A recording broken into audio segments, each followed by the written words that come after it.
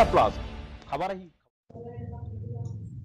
श्रीमंदिर परिक्रमा प्रकल्प रथ को बलिदिया बंध ग्राम पंचायत पक्षर स्वागत संबर्धना।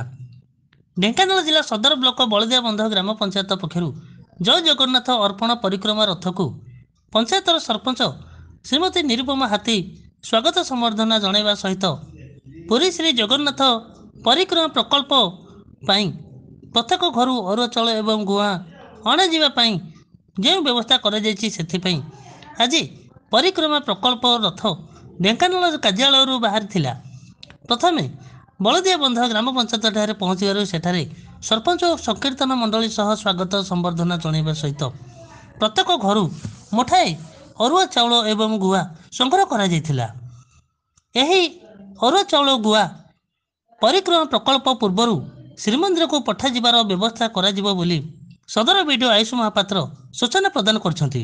Dhenkanal Maheshwar Sahu report Odisha plus.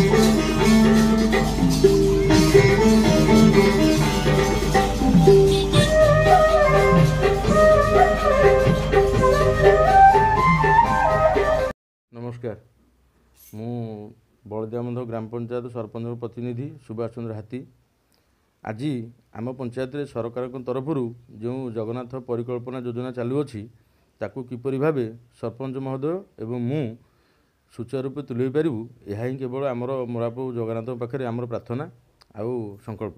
जय जगन्नाथ।